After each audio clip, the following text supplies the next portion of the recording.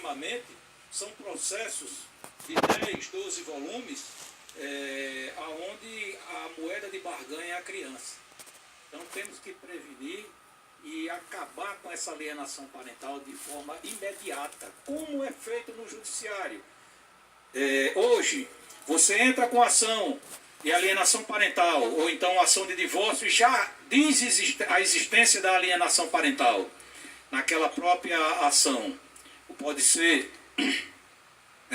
tanto por parte do pai, por parte da mãe, ou vice-versa, ou de um terceiro. Então entra com essa ação, o que o juiz faz hoje? Primeiro passo, audiência de conciliação. Audiência, em seguida, uma mediação.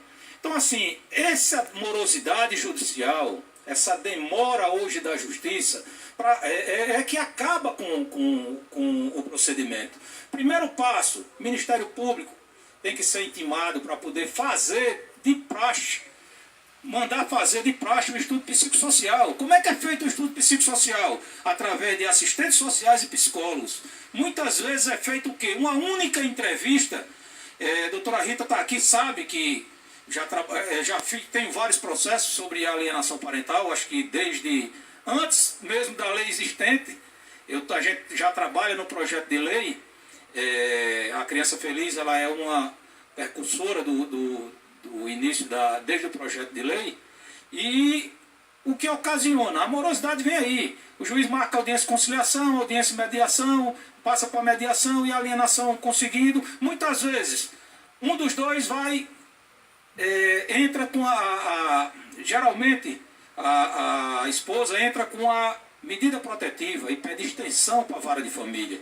Essa extensão é dada pelo delegado de polícia hoje. O delegado de polícia dá a medida protetiva, essa medida protetiva é estendida para os filhos. Então, assim, o trabalho que a gente tem para fazer voltar e retornar essa convivência com os pais, com as crianças, é uma dificuldade enorme. Então você tem que ajuizar uma ação de família, tem que entrar com a solicitação para que essa extensão não seja para os filhos, sim somente para a esposa.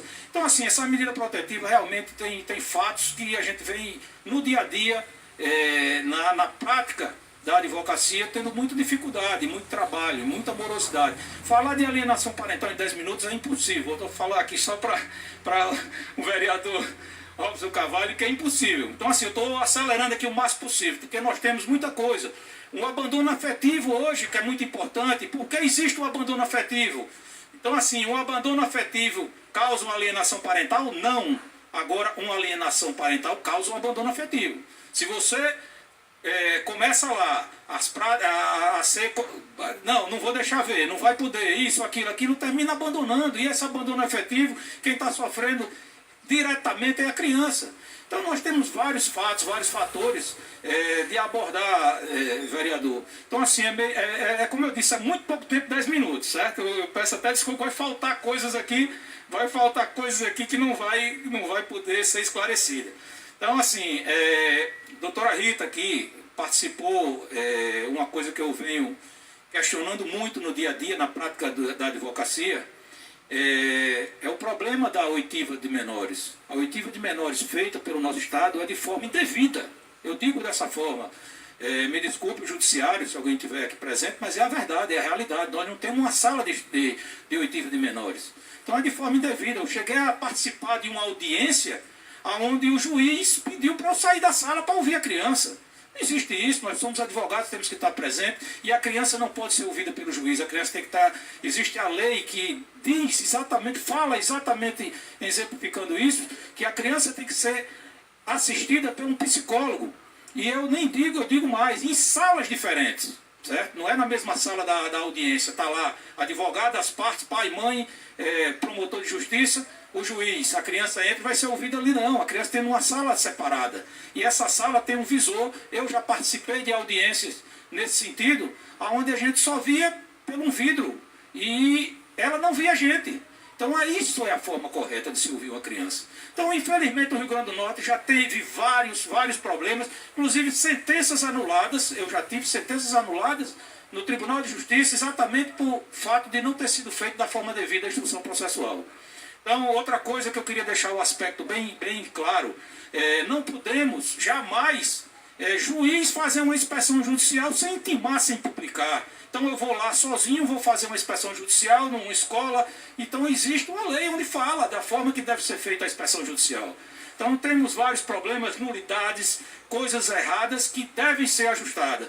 E eu costumo dizer, a morosidade é a maior alienadora do planeta, certo? A morosidade judicial, o processo durando 5, 6 anos, 8 anos, é um absurdo. A criança cresce e não vê o pai, e a infância não volta atrás. Então precisamos combater de imediato a alienação parental. O Ministério Público tem que, de praxe, de cara, tomar a frente e mandar fazer o psicossocial, que é a coisa mais importante, e daí a juíza já dá uma decisão de forma liminar, porque não tem condições de esperar uma instrução processual demorar 5, 6, 7, 8 anos para que se saia uma decisão, e muitas vezes uma decisão marcando uma audiência para que ali conversar, tentar. Então assim, não sou nada contra a mediação, mas acho que a alienação parental, teve alienação parental no processo, indícios de alienação parental, o Ministério Público tem que de cara mandar fazer o psicossocial, que a gente pede, mas o primeiro passo é o Ministério Público quem tem que determinar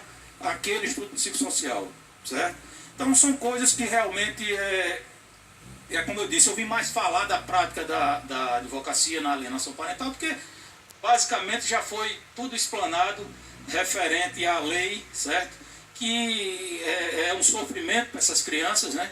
É um sofrimento, quem sofre, eu costumo dizer, eu sou advogado das crianças, não dos pais, certo?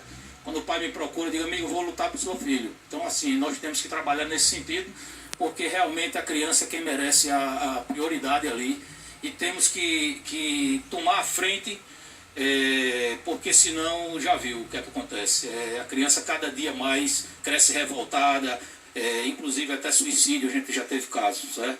Então teve casos de colega suicidar e matar o filho, tem várias coisas, abandono, você vê muito isso, você vê interior.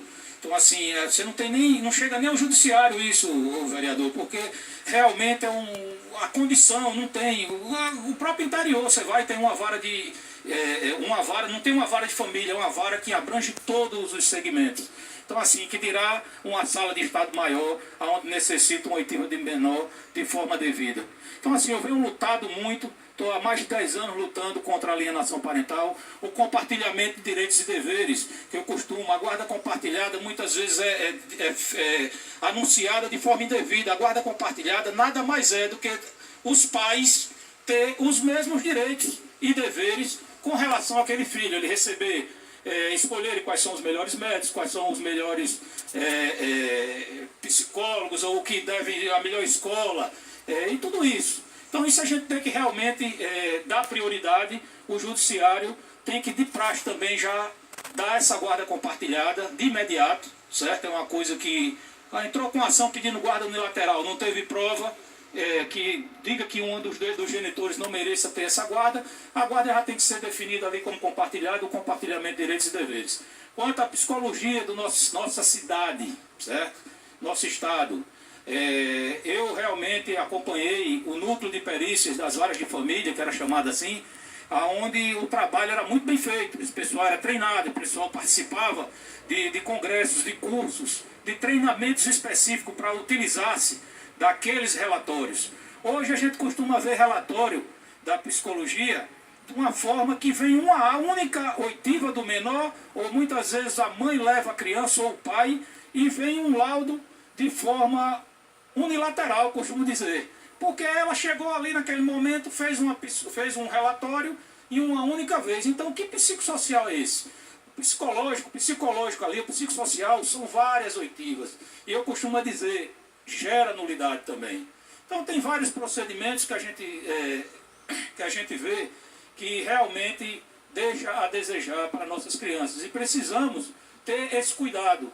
Então analisar, ler os laudos, indicar assistentes técnicos, fazer esse trabalho do dia a dia da advocacia para que venha realmente um laudo conclusivo de uma forma devida, que é o que a gente precisa. Que esse laudo venha de uma forma devida para que ali o magistrado tenha uma posição diante daquele laudo, né, e decida referente ao que foi repassado para ele. certo? Logicamente tem o que ocorre hoje muito também, denúncia de abuso sexual, que foi explanado por alguns aqui, costumo dizer, uma denúncia de abuso sexual, o genitor ou a genitora, ela passa por um abalo muito grande. Então assim, e a criança principalmente. Basta dizer, eu tenho um caso onde a acusação de abuso sexual deixou um genitor 2 anos e meio sem ver o filho. E na sentença condenatória ele foi absolvido. E essa absolvição, eu costumo dizer, ele é absolvido de direito, mas não pela sociedade. Porque ele perdeu toda a criação daquela filha, certo? Por uma denúncia de forma indevida, certo? E hoje ele tem a guarda da criança, mas esses 2 anos, 3 anos que ele perdeu de convivência, ele quase se matou.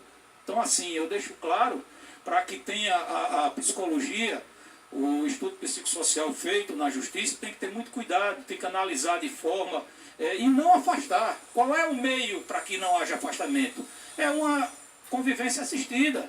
Então assim, uma convivência assistida até que prove o contrário. E provando o contrário, essa pessoa tem que ser punida. Jamais podemos deixar à tona um fato relevante como esse, deixar impune. Porque ela fez isso hoje com essa criança, amanhã pode ser feito com outras. Então assim, a gente tem que realmente, como eu disse, vereador, é muito grande o tema. O tema não é pouco. Então assim, eu agradeço, queria aqui conversar mais com vocês, mas que fica para outra oportunidade, para outros debates, estarei à disposição. Agradeço aí a todos o tempo perdido, um pouquinho de conversa aqui que nós tivemos. Obrigado.